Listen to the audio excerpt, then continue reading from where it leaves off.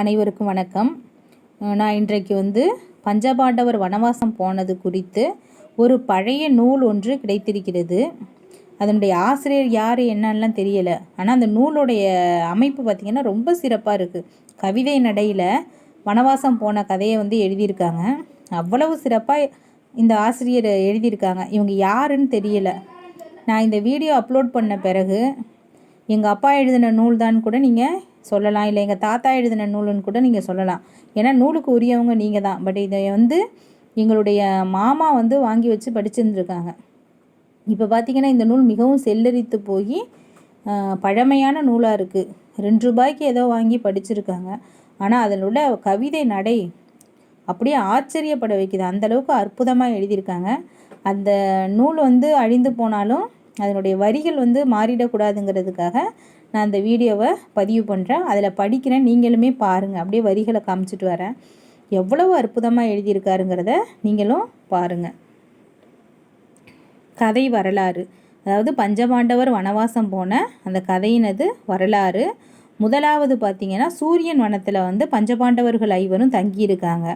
அப்போ சூரியன் வனத்தில் பஞ்சபாண்டவர்கள் 5 தங்கியிருக்கதை கண்டு துரியோதனனும் சகுனியும் எப்படி பேசிக்கொள்கிறார்கள், அவர்களை கொல்வதற்கு என்ன சூழ்ச்சி செய்கிறார்கள்ங்கிறது தான் இதில் எழுதியிருக்காங்க. அந்த முதலாவது அத்தியாயத்தில் படிக்கிறேன் பாருங்கள்.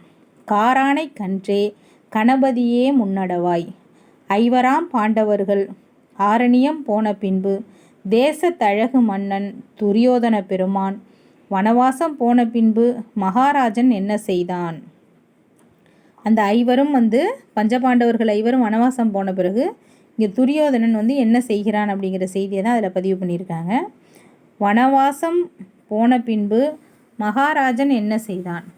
அம்மான் சகுனியனை அருகாக தானழைத்து, அம்மான் சகுனினா மாமா சகுனியை பக்கத்தில் அழைத்து, மாமன் சகுனியின் மதிமுகத்தை தான் பார்த்து மானாகம் கொண்டதொரு மகாராஜானேது சொல்வான். மானாகங்கிறது நாகம் சர்ப்பம்னு யாரை சொல்கிறாங்கன்னா துரியோதனனை தான் சொல்கிறாங்க. சபைகள் நிறைந்திருக்க சர்ப்ப கொடியோன் உரைப்பான். யார் பாருங்க, துரியோதனன். சபைகள் நிறைந்திருக்க சர்ப்ப கொடியோன் உரைப்பான். 5 வனவாசம் போய் 5-6 மாதம் உண்டு. பஞ்சபாண்டவர்கள் வனவாசம் போய் எத்தனை மாதம் ஆகுது? 5-6 மாதம் உண்டு. செத்தாரோ பிழைத்தாரோ சேதி தெரியவில்லை. வனம் போன பஞ்சவர்கள் மாண்டார் என அறியேன். அம்மான் சகுனியை அரவத்துவசன் கேட்கையிலே மாமன் சகுனியும் மருகனுக்கேதுரைப்பான். இப்போ துரியோதனன் கேட்க சகுனி என்னெல்லாம் கூறுகிறார் அப்படிங்கிறத தான் எழுதியிருக்காங்க. அதில் மேற்பகுதி பார்த்திங்கன்னா கிழிஞ்சிருச்சு. அது இருக்கக்கூடிய அடுத்த பகுதியை உங்களுக்கு நான் காமிக்கிறேன். அதில் பார்த்திங்க அப்படின்னா துரியோதனனும் சகுனியும் பேசிக்கொள்ளக்கூடியது பாருங்க. பட்டணமும் தாம் கடந்து பாராவனம் போகலுற்றார். இப்போ யாரை பற்றி பேசிக்கிட்டு இருக்காங்க? பஞ்சபாண்டவர்களை பற்றி. பட்டணமும் தாம் கடந்து பாராவனம் போகலுற்றார். சென்னாய் புலி கரடி சீரும் வனம் கடந்தார். வேங்கை அடர்ந்த வனம் வெண்கலா பூத்த வனம் கோங்கு பெருத்த வனம் கொன்றைகள் பூத்த வனம் பாதிரி முல்லை பருத்த வனங்கடந்து ஒரு நாரைக்கு 2 நாரை உயர்ந்த கொம்பில் தாமிருக்கும் கருநாரைக்கு இறை தேடும் கதலி வனம் கடந்து சூரிய வனந்தேனில் போய் சேர்ந்தார்கள் தூதுவர்கள். இப்போ இந்த துரியோதனனும் சகுனியும் சேர்ந்து தூதுவர்கள்ட்ட இந்த பஞ்சபாண்டவர்கள் எங்கே இருக்காங்கங்கிறத கண்டுபிடிங்க அப்படின்னு சொல்கிறாங்க. இத்தனை வனங்களையும் கடந்து தான் அந்த சூரிய வனத்துக்குள்ளே பஞ்சபாண்டவர்கள் சென்று தங்கியிருக்கிறார்கள். அந்த சூரிய வனத்துக்கு தான் இந்த தூதுவர்களும் செல்கிறார்கள். எத்தனை வனம் கடக்கிறாரு பாருங்க. பட்டணமும் தாம் கடந்து தங்கியிருக்கக்கூடிய நகர பகுதியை கடந்து சென்று பாராவனம் போகலுற்றார். எங்கோ தூர தொலைவில் இருக்க யாரும் பார்க்காத ஒரு வனத்துக்கு போயிருக்காங்க. என்னெல்லாம் விலங்குகள் அங்கே இருக்குது பாருங்க. சென்னாய் புலி கரடி சீரும் வனம் கடந்தார்.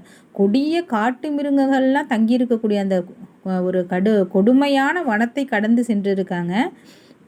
வேங்கை அடர்ந்த வனம், நிறைய மரங்கள், வேங்கை மரங்கள் நிறைந்த ஒரு வனம். வெண்கலா பூத்த வனம், எங்கும் பூக்கள் நிறைந்திருக்கு, சோலைகள் நிறைந்த ஒரு வனம். கோங்கு பெருந்தவனம், கொன்றைகள் பூத்தவனம். பாதிரி முல்லை பருந்தவனம் கடந்து, இது எல்லா வனத்தையும் கடந்து ஒரு நாரைக்கு 2 நாரை உயர்ந்த கொம்பில் தாமிருக்கும் கருநாரைக்கு இடைதேறும் கதலி வனத்தையும் கடந்து சூரிய வனம்தனில் போய் சேர்ந்திருக்கார்கள். இவ்வளோ வனங்களையும் பஞ்சபாண்டவர்கள் கடந்து பல துன்பங்களுக்கிடையே சூரிய வனத்தில் போய் தங்கியிருக்காங்க. அங்கே இந்த தூதுவர்களும் போகிறாங்க. பர்ணசாலைக்குள்ளிருக்கும் பஞ்சவரை கண்டார்கள். தூதுவர்கள் போய் யாரை பார்த்துட்டாங்க? பஞ்சபாண்டவர்களை கண்டுட்டாங்க. இருக்கும் இடமறிந்து ஏகி நடந்தார்கள். வனமாய் வனம் கடந்து வாரார்கள் அம்பலத்தே. துரியோதனன் இருக்கும் சிங்காதனத்தின் முன் சாஷ்டாங்கமாகவே சரணமிட்டார்கள் தூதுவர்கள். துரியோதனன் சொன்ன செய்தியை தூதுவர்கள் சரியாக செய்து முடித்து விட்டார்கள். அந்த சூரிய வனம்தனிலே பஞ்சபாண்டவர்களை கண்டதும் உடனடியாக அந்த செய்தியை தெரிவிக்கும் பொருட்டு அனைத்து வனங்களையும் அதிவேகமாக கடந்து வந்து சிங்கம் போன்று அமர்ந்திருக்கும் துரியோதனனின் சிம்மாசனத்தின் கீழே சாஷ்டாங்கமாக காலில் விழுகிறார்கள்.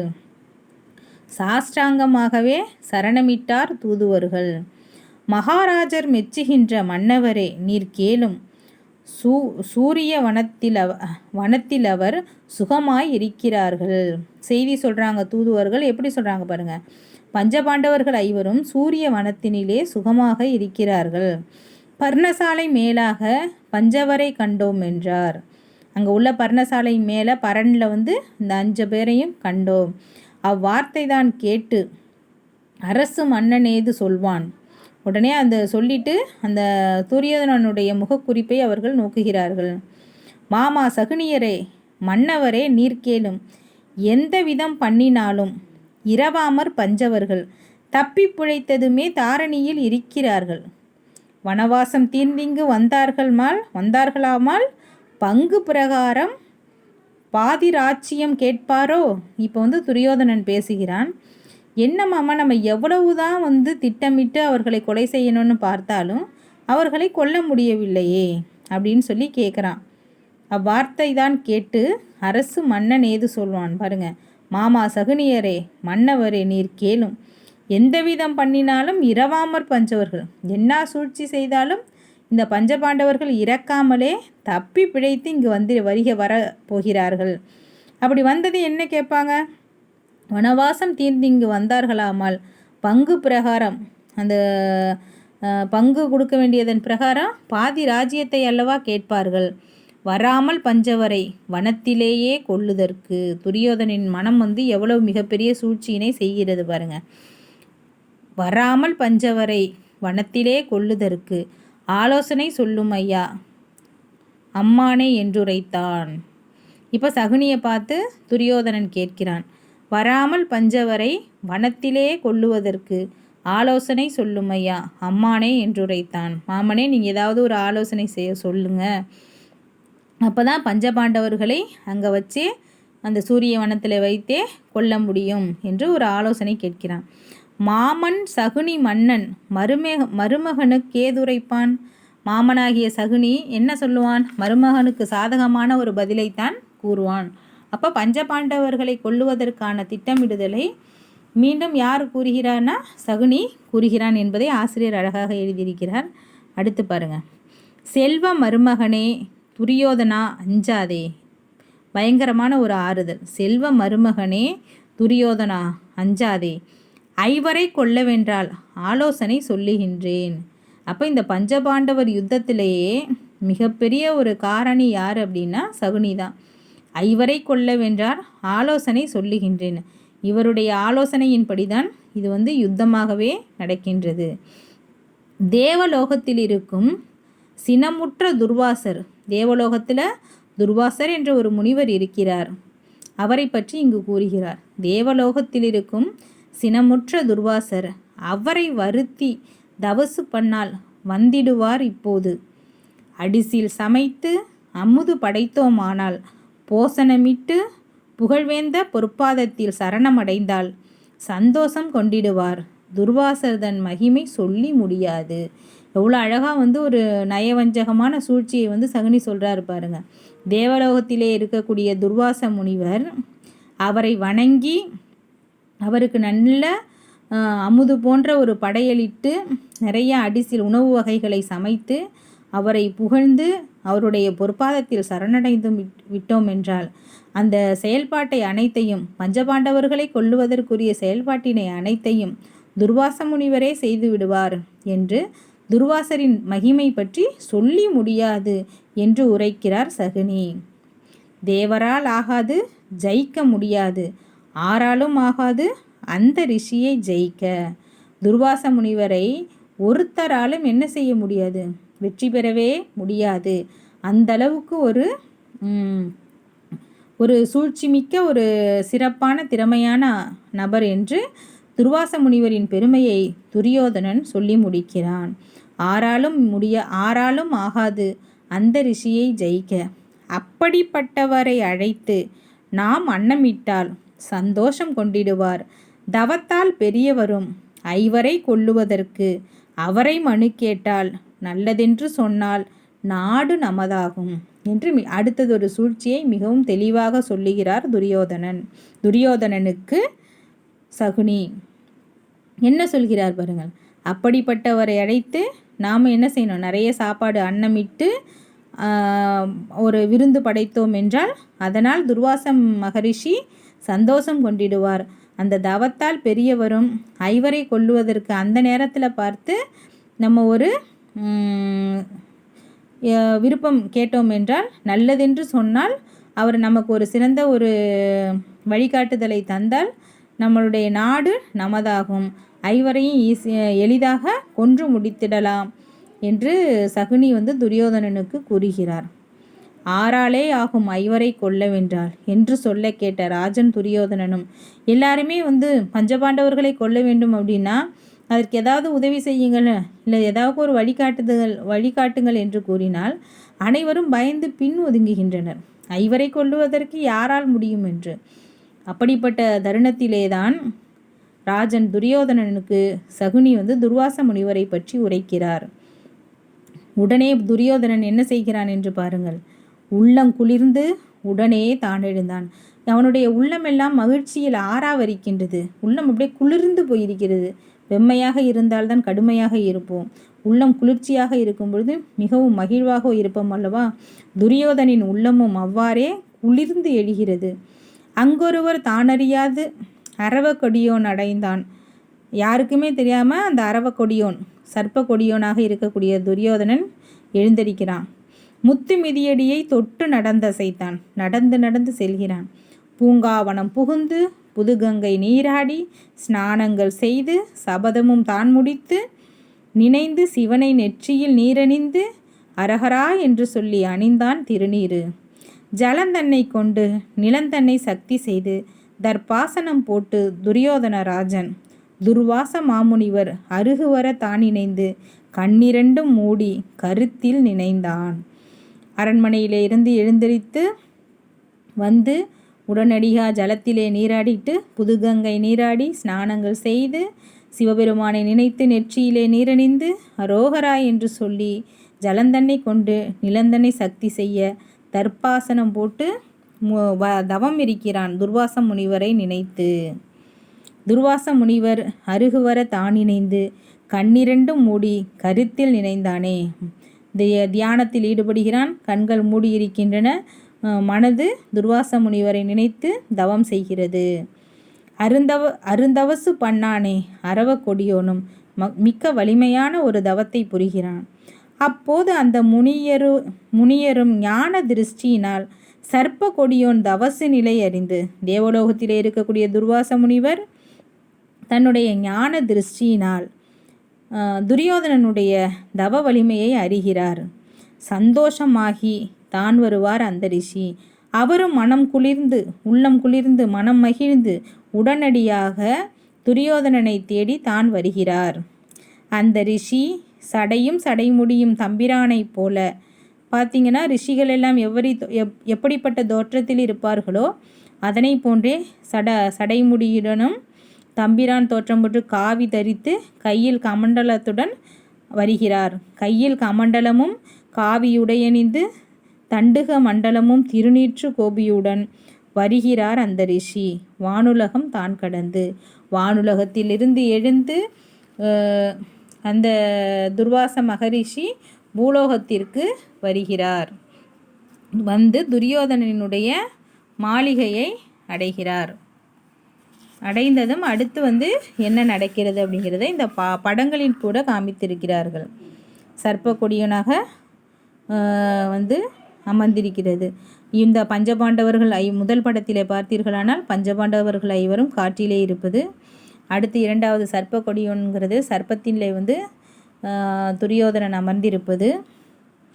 அப்போ துரியோதனனும் அவர் வந்து அந்த தூதுவர்கள் வந்து பேசக்கூடியது. அப்புறம் சகுனியிடம் வந்து துரியோதனன் வந்து வழிகாட்டுதல் பெற்று துர்வாச மகரிஷியை நினைத்து தவம் இருக்கிறது எல்லாம் இந்த படங்களிலே காட்டப்பட்டிருக்கிறது. அதனுடைய தொடர்ச்சியை இப்பொழுது பாருங்கள். வனமாய் வனங்கடந்து வழிமலையும் தான் கடந்து யார் வரா? துர்வாச மகரிஷி வருகிறார். வனமாய் வனங்கடந்து பல காடுகளை தாண்டி வழி மலையும் தான் கடந்து எண்ணற்ற மலைகளை கடந்து துரியோதனன் அருகில் தூய முனிவர் வந்தார். துர்வாச முனிவர் துர்வாச மகரிஷி துரியோதனனின் பக்கத்தில் வருகிறார். கண்டவுடன் மன்னன் கடுகியே தானெழுந்து முக்காலும் மன்னன் முடிவணங்கி தண்டனிட்டு. பாருங்கள், துர்வாச மகரிஷியை கண்டதும் துரியோதன மகாராஜா முக்காலும் மன்னன் முடிவணங்கி உடனே பயந்து நடுங்கி எழுந்திருச்சு நிற்கிறாரு. நின்னது மட்டும் இல்லாமல் அவருடைய தலை தாழ்த்தி தன்னுடைய சிரம் தாழ்த்தி அவருடைய பாதங்களை வணங்குகிறார். வணங்கிட்டு பேசுகிறார் துரியோதனன். ஆண்டவரே, ஐயாவே, அடியேன் சரணம் என்றான்.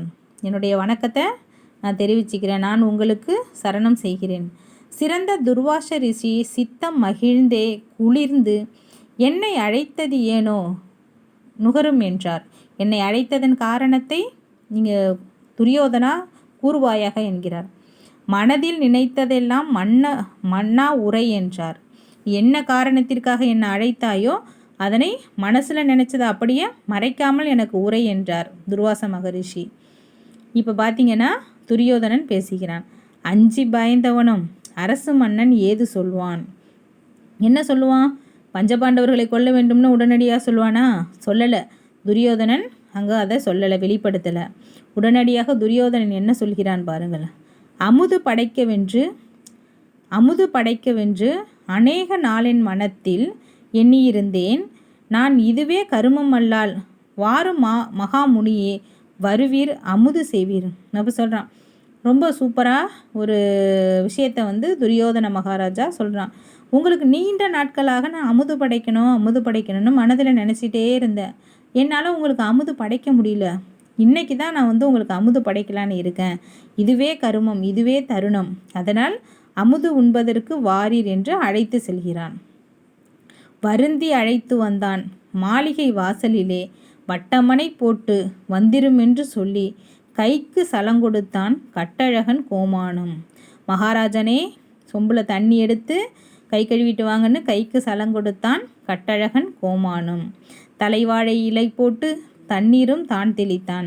அவனே நின்று பரிமாறுகிறான். தலைவாழை இலை போட்டு இலையிலே தண்ணீர் தெளித்து இலையை சுத்தம் செய்கிறான். முக்கனியும் சர்க்கரையும் முன்படைத்தான் மன்னவனும். அந்த இலையிலேயே 3 விதமான கனிகள் மா பலா வாழை என்ற முக்கனியையும் இட்டு சர்க்கரையையும் வைத்து முன்படைத்தான் மன்னவனும். கட்டு வர்க்கமுடனே காவலனும்தான் படைத்தான். உண்ணும் என்று உபசரணை பண்ணலுற்றான். மகரிஷியை நிறைய சாப்பிடுங்கன்னு சொல்லி நிறைய உபசரணை பண்ணி சாப்பாடு நிறைய வைக்கிறான். பயங்கரமாக கவனிக்கிறான். அன்புடன் போஜனமும் அருந்தினார் அந்த ரிஷி. அன்போடு படைக்கப்பட்ட அந்த போஜனத்தை ரொம்ப மனசு மகிழ்ந்து சாப்பிடுகிறார் அந்த துர்வாச மகரிஷி. உண்டு பசி தீர்ந்தாராம், உள்ளம் குளிர்ந்தாராம். இப்போ அவருடைய பசி தீர்ந்துருச்சு. ஏன்னா நீண்ட நெடிய பயணம் செய்து வந்திருந்தார் அல்லவா துர்வாச மகரிஷி. அவருடைய பசி தீர்ந்து விட்டது, உள்ளமும் குளிர்ந்து விட்டது. கையலம்பி கொண்டு கனிவாயும் சுத்தி பண்ணி சிறந்ததொரு பீடத்திலே சேர்ந்தாரே துர்வாசர். கையெல்லாம் கழுவிட்டு பக்கத்திலே வந்து ஒரு பீடத்தின் மீது அமர்கிறார். துண்ணும் முடிவேந்தன் துரியோதனராஜன் பொற்றம்பலம் தானிலே புஷ்பமும் சந்தனமும் தங்க தாம்பாலம் தனிலே தாம்பூலமும் கொடுத்தான். பாருங்க, நிறைய பூக்களும் சந்தனமும் தங்க தாம்பாலத்தில் வெற்றிலை பாக்கும் வைத்து அந்த துர்வாச மகரிஷிக்கு துரியோதனன் கொடுக்கிறான். மெத்த மகிழ்ந்தாரே மேன்மை துர்வாச ரிஷி. அதை அவனுடைய அன்பு கலந்த அந்த படையலும் அவனுடைய கவனிப்பும் மெத்த மகிழ்ந்தார் மேன்மை துர்வாச ரிஷி. மகரிஷி மிகவும் மகிழ்ந்து போனார். என்ன மனத்தில் உண்டு இஷ்டமெல்லாம் கேட்டுவிடும், மனத்தில் நினைத்ததொரு வரங்கேள் தருவோம் என்றார். நல்லா சாப்பிட்டு மனமெல்லாம் குளிர்ந்து போயிருக்கிறதுனால உனக்கு என்ன வரம் வேண்டுமோ அந்த வரத்தை கேளு, நின் மனதில் நினைத்த வரத்தை நான் உடனே தருவோம் என்று ஒரு வாக்குறுதியையும் கொடுக்கிறார் துர்வாச மகரிஷி. மனத்தில் நினைத்ததொரு வரங்கள் தருவேன் என்றார். என்றே அவர் உரைக்க ஏதுரைப்பான் துரியோதனன். அவரே தானா வந்து உனக்கு என்ன வரம் வேண்டும் கேள் என்று சொன்னதும் துரியோதனனுக்கு மகிழ்ச்சி தாங்க முடியவில்லை. அவனால் என்ன சொல்ல முடியும்? நாம் நினச்சது நமக்கே நடக்குதே, நம்மள்கிட்டையே அவர் கேட்குறாரே, நம் மனத்தின் என்ன ஓட்டம் துர்வாச மகரிஷிக்கு புரிந்ததே என்று மனதில் உள்ள கூத்தாடுகிறான். என்றே அவர் உரைக்க ஏதுரைப்பான் துரியோதனன். ஏதும் வரந்தருவீர் என்றுரைத்தான் துரியோதனன். அப்போது மாமுனியும் அவ்வார்த்தைக்கு ஏது சொல்வார். சகுனிய அந்த வார்த்தையை கேட்டு நீங்கள் ஏதோ வரம் தரேன்னு சொன்னீங்களே அப்படின்னு ஒரு நினைவூட்டலை திரும்ப நினைவுபடுத்துகிறான் துரியோதனன். கோரும் வரம்பெல்லாம் கோப்பனவே தருவேன் என்றார். நீ என்ன வரலாம் கேட்குறியோ, கோரும் வரம்பெல்லாம் நீ என்னென்ன வரங்கள் கேட்கிறியோ அவ்வளவு வரங்களையும் நான் உனக்கு தருவேன் என்று துர்வாச மகரிஷி சொல்கிறார். அப்போது துரியோதனன் ஆணழகனே இது சொல்வான். அப்போ பழம் நழுவி பாலில் விழுந்தது மட்டுமல்ல, அந்த பழம் நழுவி வாயில் விழுந்தது மாதிரியே இருக்கிறது துர்வாச மகரிஷியின் வார்த்தைகளை கேட்டு துரியோதனனுக்கு. பங்காளி பிள்ளைகளை பாண்டவர்களை வருண்டு பங்காளி பிள்ளைகளை பாண்டவர்களை வருண்டு அப்படிங்கிறாங்க. பங்காளி பிள்ளைகளை பாண்டவர்கள் ஐவருண்டு. பங்காளி பிள்ளைகள் பாண்டவர்கள் ஐவருண்டு. ஐவர் வனவாசம் செய்ய போனார்கள். சூரிய வனத்திலே இருக்கிறார்கள் பஞ்சவர்கள். ஐவரை கொல்லவென்று அநேக மனதாகி உம்மை வணங்கினேன் நான் உண்மையுள்ள மாமுனியே. இப்போ தான் உண்மையை பேசினான் துரியோதனன். நான் ஏன் உங்களை வழிபாடு செய்தேன் என்றால், இந்த பஞ்சபாண்டவர்களாகிய ஐவரும் வனவாசத்தில் இருக்கிறார்கள், சூரிய வனம்தனிலே தங்கியிருக்கிறார்கள். அந்த ஐவரையும் கொல்ல வேண்டும், அதனால் உம்மை வணங்கினேன் என்று கூறுகின்றான். பஞ்சவரை கொல்லவென்று பண்பாக சொல்லும் என்றான். இப்போ துர்வாச மகரிஷி கேட்குறாரு, என்னை வணங்கியதன் காரணம் பஞ்சவரை கொல்ல வேண்டும் என்று பண்பாக சொல்லுகின்றாய், எந்த வகையானும் இரக்க வகை பண்ணும் என்றான்.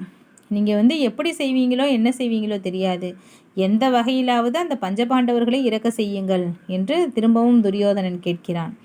பாதம் பணிந்தானே பாம்பு கொடியோனும். துர்வாச மகரிஷியின் காலிலே விழுந்து வணங்குகின்றான். ஐவரை கொள்வதற்கு எப்படியாவது வழி செய்யுங்கள் என்று. துர்வாச மகரிஷியும் சொல்லுகிறார் வாய் திறந்து, ஏதுதானும் தம்மை செய்தார் இந்த ராஜாக்கள் பஞ்சவர்கள், எப்படி கொள்வேன் நான் ராஜாக்கள் அப்படிங்கிறாரு.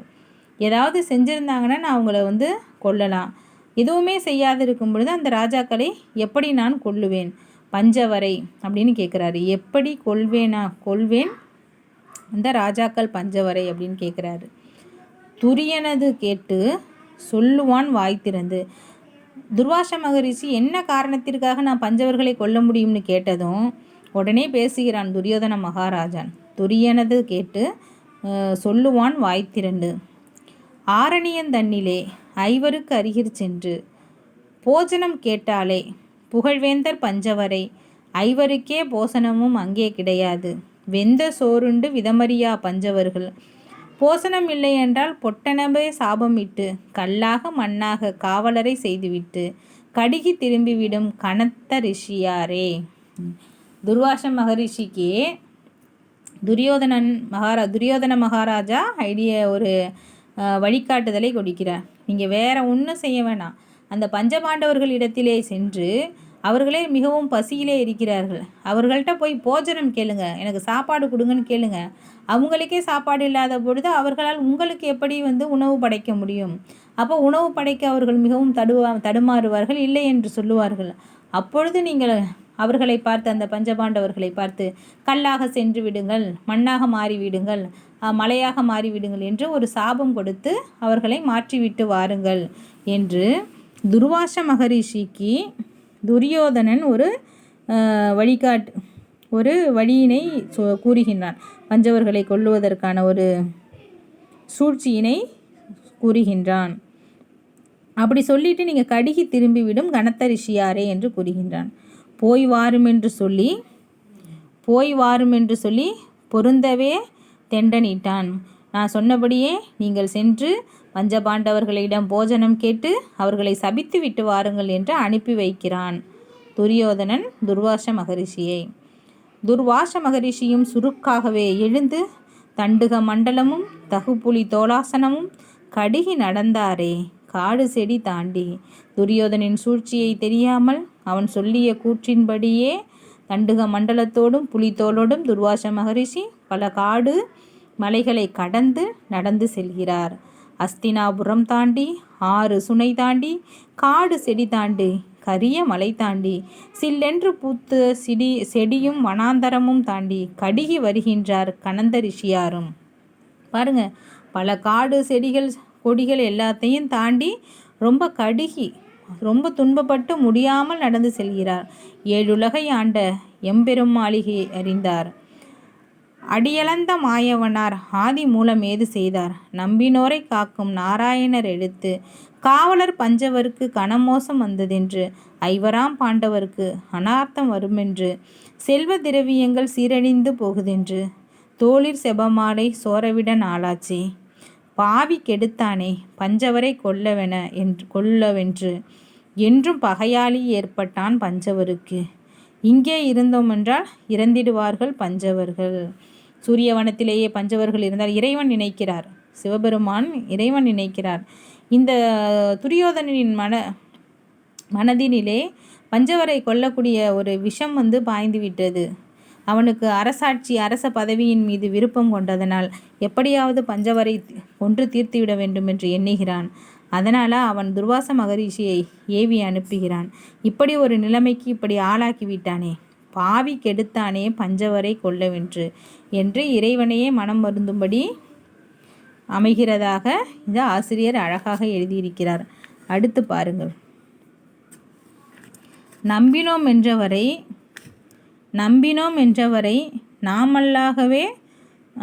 நாமல்லவோ காக்க வேணும், நம்பினோம் என்றவரை நாமல்லவே காக்க வேணும் என்று எழுந்தாரே எம்பெருமாள் மாயவரும். பஞ்சபாண்டவர்கள் நம்மை நம்பிதான் இருக்கிறார்கள், அவர்களை நாம் தானே காப்பாற்ற வேண்டும் என்று இறைவனும் எழுந்தருளினான். துவாரகபுரி தாண்டி துழாய் மவுளிதாம் வாரர் காடு செடி தாண்டி கரிய மலை தாண்டி சிறந்த துர்வாசருடன் சேர்ந்தே எம்பெருமாள் ஆலிங்கனம் செய்தார். ஆயர் பெருமாளும் இந்த வனத்துக்கு ஏது வகையாய்ப்பே கீரீர், எங்கே நீர் போகின்றீர் என்றார் பெருமாளும். இப்போ துர்வாச மகரிஷியோடு சேர்ந்தே கிருஷ்ண பரமாத்மாவும் பயணிக்கிறார். அவர்களை காக்க வேண்டியது என்னுடைய கடமை என்று சொல்லி துர்வாச மகரிஷி என்ன வழியில் பயணித்தாரோ அதே வழியிலும் ஆயர் பெருமாளும் பயணிக்கிறார். நிறைய பெண்கள் இப்போ எங்கே போகிறீங்கன்னு கிருஷ்ணரை பார்த்து கேட்கின்றனர். மகரிஷி துர்வாசர் வாய் திறந்து ஏது சொல்வார்? துர்வாச முனிவரால் ஒன்றும் சொல்ல முடியவில்லை. நான் பஞ்சபாண்டவரை கொல்லப் போகிறேன் என்றால் சொல்ல முடியும்? அப்படி சொன்னால் யாரேனும் விட்டு விடுவார்களா என்ன? அதனால் துர்வாச மகரிஷி வாய்மூடி மௌனியாகவே பயணிக்கிறார். மாயன் பெருமாளே வந்தென்ன இவ்வனத்தே, பார்வேட்டையாகவே பாராவனங்கள் வந்தேன், வனசாரியாகவே வந்தேன் காணின் இவ்வனத்தே. அவ்வார்த்தை தான் கேட்டு அந்த ரிஷி ஏது சொல்வார்? கிருஷ்ண பரமாத்மாவை பார்த்து மகரிஷி கேட்கிறார், தாங்கள் இங்கு இந்த வனத்திற்கு வந்ததின் நோக்கம் என்ன அப்படின்னா, இந்த வனத்தினுடைய அழகினை பார்ப்பதற்காகவே வந்தேன் என்று கிருஷ்ண பரமாத்மா கூற, அதனை கேட்டதும் வாய்மூடி மௌனியாகவே துர்வாச முனிவர் பயணிக்கிறார். பஞ்சவர்கள் தாம் இருக்கும் பாராவனங்களிலே ஐவருக்கும் அந்த அடவியிலே போய் சேர்ந்து புண்ணியர் ஐவரையும் போஜனம் கேட்க வந்தேன் என்று சொல்ல கேட்ட பெருமாளானவரும் நாமும் வருகிறோம் நம் மன்னரை பார்க்க கூட நடந்தாரே கோபால சுவாமியர். நான் வந்து அந்த பஞ்ச பாண்டவர்களை பார்த்து அன்னம் கேட்கப் போகிறேன் என்று துர்வாச முனிவர் சொல்ல உடனடியாக கிருஷ்ண பரமாத்மாவும் நானும் தங்களுடனே வருகிறேன் என்று கூட நடக்கிறார். கூட நடந்தாரே கோபால சுவாமியர். இருவருமாகவே இருண்ட வனம் தாண்டி, இப்போ 2 பேருமா சேர்ந்து நடக்கிறார்கள், துர்வாச மகரிஷியும் கிருஷ்ண பரமாத்மாவும். இருவருமாகவே இருண்ட வனம் தாண்டி, ஓங்கி வளர்ந்ததொரு மூங்கில் வனம் தாண்டி, சென்னாய் புலி கரடி சீரும் வனம் தாண்டி, பாதிரி முல்லை பருத்த வனம் தாண்டி, ஒரு நாரைக்கு ஒரு நார் உயர்கொம்பிலே இருக்கும் கருநாரைக்கு இறை தேடும் கதலி வனம் தாண்டி, கடிகி வருகையிலே கரியம்மலென்ன செய்தார், பலாமரத்தை கண்டதும் பாரளந்தர் ஏது சொல்வார், மெத்த பெரியவரே வேணம் தவ செய்தாரே, இந்த பலா இலைதான் எதுக்கு உதவும் என்றார். இப்போ வந்து கிருஷ்ண பரமாத்மா கேட்கிறார் துர்வாச மகரிஷியை பார்த்து, நம்ம இத்தனை வனங்கள் கடந்து வந்துட்டோம், ஆனால் இப்போ இந்த வனத்திலே நிறைய பலாமரங்கள் இருக்கின்றது, இந்த பலாமரத்தின் இலைகள் வந்து எதற்கு உதவும் என்று கேட்கிறார். மெத்த பெரியவரே, மிகவும் தவ வாழ்க்கை வாழக்கூடிய துர்வாச மகரிஷியே, இந்த பலா இலைதான் எதுக்கு உதவும் என்றார். அவ்வார்த்தை கேட்டவுடன் அரிய ரிஷி ஏது சொல்வார். இப்பொழுது துர்வாச மகரிஷி அந்த இலையை பற்றி பேசுகிறார். இந்த பலா இலையினிலே போஜனம் உண்டால், இந்த பலா இலையினிலே போஜனம் உண்டால், பலா இலையில் போஜனத்தை பண்ணவர்க்கு இட்டாலே அமரர்க்கு அற்புதங்கள் ஆர்க்கும் கிடையாது. இந்த பலா இலைதனிலே போஜனம் வைத்து சாப்பிட்டாலும், இல்லை அந்த பலா இலையை வைத்து போஜனத்தை யாருக்கு இட்டாலும், இல்லை சமையலின் போது அதற்கு உதவியாக அதனை பயன்படுத்தி கொண்டாலும், அதில் உள்ள புண்ணியங்களும் அதில் உள்ள அற்புதங்களும் யாருக்கும் கிடையாது என்று மகாபாரதத்திலே குறிப்பிடுகிறதை காண முடிகின்றது. அமரர்க்கு அற்புதங்கள் ஆர்க்கும் கிடையாது, எல்லோருக்கும் கிட்டாது ராமரே என்று சொன்னார். உச்சிதங்கள் தான் கேட்டு உவந்து நடக்கையிலே, அந்த வனம் கடந்து அடுத்த வனம் புகையிலே, அந்த பலாமரங்கள் இருந்த அந்த வனங்களை எல்லாத்தையும் கடந்து விட்டு இப்பொழுது என்ன செய்கிறார்கள், அடுத்த வனத்திற்கு செல்கிறார்கள். துர்வாச மகரிஷியும் கிருஷ்ண பரமாத்மாவும் கிருஷ்ணரும் பேசிக்கொண்டே அடுத்த வனந்தனிற்கு செல்கிறார்கள். காமதேனு பாலை கருங்கல்லு பாறையிலே கரந்தே இருக்கிறதை கண்டார் பெருமாளும். அங்கே ஒரு பசு காமதேனு பாலை வந்து கருங்கல்லு பாறையிலேயே பொழிகிறது. அந்த காட்சியை காணுகின்றனர். மாயன் பெருமாளும் வார்த்தை அவருக்கு ஏது உரைப்பார். இதனை கண்ட கிருஷ்ணர் வார்த்தைகளால் முனிவருக்கு என்ன ஏது உரைப்பார். மெத்த பெரியவரோ வேண தவம் செய்தவரோ தூய தவத்தில் சிறந்த துர்வாச மாமுனியே, காமதேனுவின் பாலும் காரியத்துக்கு ஆகுமோதான் என்று ஒரு கேள்வியை கேட்கிறார். ஒரு காமதேனு கருங்கல்லின் மீது பாலை பொழிவிக்கிறது, இந்த பால் எந்த காரியத்திற்காவது பயன்படுமா என்று கிருஷ்ணர் துர்வாச மகரிஷியை பார்த்து கேட்கிறார். இது எதுக்கும் உதவா என்றார் பெருமாளும். இது எதுக்கும் உதவாது என்றார் பெருமாளும். அவ்வார்த்தை தான் கேட்டு அந்த முனி ஏது சொல்வார். இப்போ அந்த முனிவர் பேசுகிறார். தெய்வலோகந்தனிலே தேவருக்கும் கிட்டாது, ஆர்க்கும் கிடையாது, அமரருக்கும் கிட்டாது. இது எடுத்து புசித்தாலே ஈஸ்வரருக்கும் அற்புதங்கான் என்று சொன்ன வார்த்தையை எம்பெருமாள் தான் கேட்டு சந்தோஷம் பட்டு கொண்டே சுவாமி நடந்தாரே. பாருங்க, தெய்வலோகந்தனிலே தேவருக்கும் கிட்டாது. இங்கே காமதேனு பசுமாடுகள் தருகக்கூடிய பால் மனிதர்களுக்கு மட்டுமே கிடைக்கக்கூடியது. நான் ஏற்கனவே ஒரு வீடியோவில் பேசியிருக்கும் பொழுது இது எதேச்சையாக பதிவு பண்ணின ஒரு விஷயம். ஒரு வீட்டில் தாய் இல்லை என்றாலும் அந்த வீட்டில் ஒரு பசு இருக்கிறது என்றால் அந்த தாயில்லாத குழந்தையை காப்பாற்றக்கூடிய பேறு பெற்ற ஒரு தெய்வமாக யார் இருக்கிறார் என்றால் அந்த பசு இருக்கும் என்பதுதான். இப்போ இந்த மகாபாரதத்திலே அதே குறிப்பு தான் காணப்படுகிறது. இந்த காமதேனு பொழிகின்ற இந்த பாலானது தேவலோகத்திலே தெய்வங்களுக்கு கூட கிடைப்பதில்லை, ஆருக்கும் கிட்டாது, அமரருக்கும் கிட்டாது. அத்தகைய புண்ணியம் மிகுந்ததாக இருக்கக்கூடியது இந்த பால். அதை எடுத்து புசித்தாலே ஈஸ்வரருக்கும் அற்புதங்கள் நடக்கும். இறைவனுக்கே மிகப்பெரிய அற்புதங்கள் எல்லாம் நடக்குங்கிற ஒரு செய்தியை இங்கு பார்க்க முடிகின்றது. சந்தோஷப்பட்டு கொண்டே சுவாமி நடந்தாரே. அடுத்த வனந்தனிலே அவரிருவர் போகையிலே தாமரை தடாகத்தையும் சுவாமி கண்டு ஏது சொல்வார். இப்பொழுது திரும்பவும் கிருஷ்ண பரமாத்மா துர்வாச மகரிஷியிடம் ஒரு கேள்வியை முன்வைக்கிறார். ஐயா பெரியவரே, அமர்க்கரிதானவரே, இந்த ஜலந்தானும் ஏதுக்கு ஆகும் என்றால், இந்த குளத்தில் இருக்கக்கூடிய தண்ணீர் எதுக்காவது உதவுமா அப்படின்னு கேட்கிறார். துர்வாச மகரிஷியும் சொல்லுகிறார் பொட்டனவே, தாமரை பொய்கையிலே ஸ்நானங்கள் செய்தாலும் சபதங்கள் செய்து தாகத்துக்குண்டாலும் சிவனே ஆனாலும் செப்ப முடியாது என்று சொன்ன வார்த்தையை எம்பெருமான் தாள் கேட்டு சந்தோஷப்பட்டு கொண்டே சுவாமி நடந்தாராம். தாமர பொய்கையிலே ஸ்நானங்கள் செய்தாலும் சபதங்கள் செய்து தாகத்துக்கு உண்டாலும் சிவனே ஆனாலும் செப்ப முடியாது. இறைவனே போய் கூட அந்த தாமரை குளத்திலேயே குளித்தாலும் நீர் அருந்தினாலும் எதுவும் நடக்காது. ஏனென்றால் தாமரை இலைகளின் தனித்தன்மை அந்த குளத்திற்கு அந்த தண்ணீரிலே ஆக்சிஜனை விடாத அறிவியல் உண்மை. தாமரை இலைகள் நிலைந்திருக்கு அந்த கீழே, அப்போ நிறைய ஆக்சிஜன் அந்த மாதிரி காற்றுலாம் கிடைக்காதனால அந்த தாமரை இலைக்கு அடிப்பகுதியிலே மீன்களால் கூட வசிக்க முடியாது என்று சொல்லுகிறார்கள். அதனால் அந்த குளத்திலே சபதங்கள் செய்து தாகத்துக்கு உண்டாலும் சிவனே ஆனாகும் செப்ப முடியாது என்று ஒரு செய்தியை சொல்கிறார். இப்பொழுது சந்தோஷப்பட்டு கொண்டே கிருஷ்ணன் நடக்கிறார். சுவாமி நடந்தாராம். இருவருமாகவே இணைந்து நடந்தார்கள். சூரிய வனந்தனிலே சேர்ந்தார் இருவருமாய். 2 பேருமே சேர்ந்து சூரிய வனத்துக்கு போகிறாங்க. ஒருத்தவர் பஞ்சபாண்டவர்களை காப்பதற்காக செல்கிறார். ஒரு முனிவர் பஞ்சபாண்டவர்களை அழிப்பதற்காக செல்கிறார். பர்ணசாலை மேலிருந்த பாண்டவர்கள் கண்டுவிட்டார்கள். 2 பேர் சேர்ந்து உள்ளார வராங்கங்கிறத அந்த 5 பஞ்சபாண்டவர்கள் கண்டுவிட்டனர். மாயன் பெருமாளும் மாமுனியானவரும் வருகிறார் என்ற மகாராஜர் தானெழுந்து திடுக்கிட்டு தான் பதைத்து சீக்கிரமாய் தானெழுந்து எதிர்கொண்டு வந்து இறங்கியே தண்டனிட்டார்.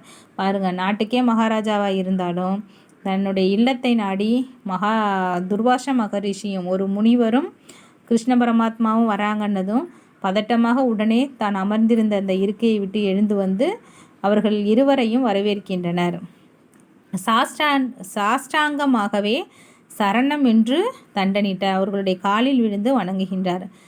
அத்தகைய பெரியோர்களின் காலில் விழுந்து ஆசீர்வாதம் வழங்கக்கூடிய பழக்கம் பண்டைய காலத்தில் இருந்து வருவதை பார்க்க முடிகிறது.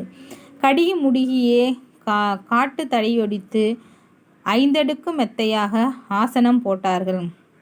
காட்டில் உள்ள செடி கொடிகளை பறித்து 5 அடுக்கில் உள்ள மெத்தை மாதிரி ஒரு ஆசனத்தை ஏற்பாடு செய்து அதிலே இருவரையும் அமர செய்கிறார்கள். இட்ட தோராசனத்தில் ஏறி இருவருமாய் பச்சிலை மெத்தையிலே பதிய கொழுவிருந்தார்.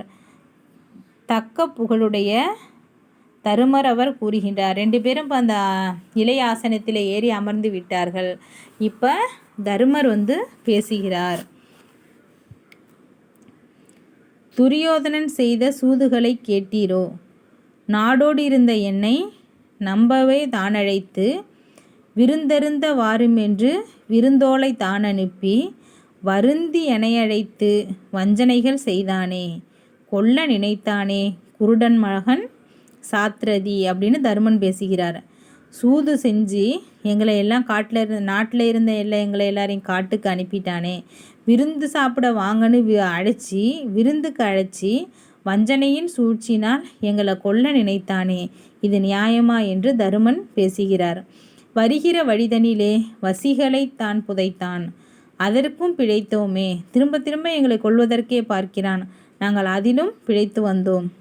ஆயரது புண்ணியத்தால் வசனாவி நீர்ப்பந்தல் வழியில் வைத்தான் மாப்பாவி, அதற்கும் பிழைத்தோமே. ஆண்டவரே உம் அருளால் எங்களுக்கு நிறைய குழி வெட்டி நீர்ப்பந்தல் போட்டு என்னென்னமோ சூழ்ச்சி செய்தான், நாங்கள் அதிலிருந்தும் தப்பித்து விட்டோம். பொய்க்குழி வெட்டியே பொற்சிங்கன் தனங்களிட்டு கொல்ல நினைத்தானே, குடிகேடான் மாப்பாவி, அதற்கும் பிழைத்தோமே. ஆயரது புண்ணியத்தால் கிருஷ்ணனுடைய அருளினால் நாங்கள் அந்த ஒரு சூழ்ச்சியிலிருந்தெல்லாம் பிழைத்து விட்டோம். எண்ணெயிட்டு கொல்லுமென்று எங்களை தானழைத்தான், கொல்ல நினைத்தானே குடிகேடான் மாபாவி, அதற்கும் பிழைத்தோமே. ஆயரது புண்ணியத்தால் நீரிற் கழுநாட்டி நீராட வருமென்றான். குளத்தில் வசிநாட்டி குளித்திட போங்கள் என்றான். ஒவ்வொரு இடங்களிலேயுமே எங்களை கொல்வதற்கு அவன் ஏற்பாடு செய்திருந்தான். நீரில் போய் இறங்குங்க, குளத்தில் போய் குளிங்க என்றெல்லாம் சொல்கிறான். அங்கு ஒவ்வொரு இடங்களிலும் எங்களை அவன் கொல்லுவதற்கு துணிந்தான். அதற்கும் பிழைத்தோமே ஹரிராமர் புண்ணியத்தால்.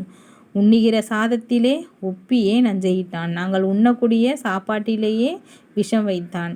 குடிக்கிற தண்ணீரில் கொலைக்காரன் நஞ்சையிட்டான்.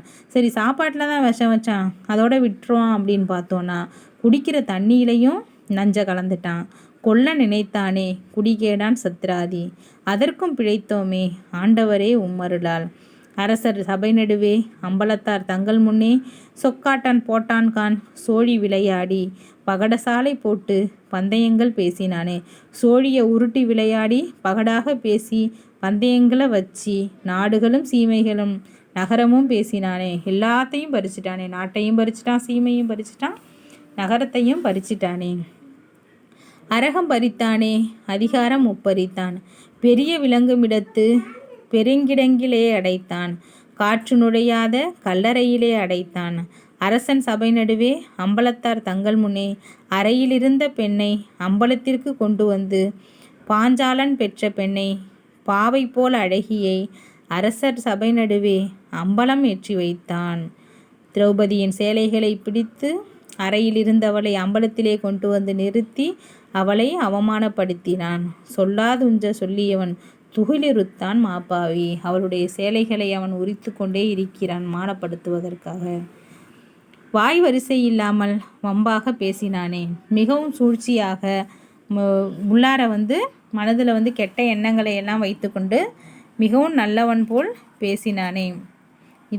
இந்த மாப்பாவி, துரியோதனனாகிய மாப்பாவி என்று தருமர் பேசுகிறார். வாய் வரிசை இல்லாமல் வம்பாக பேசினானே.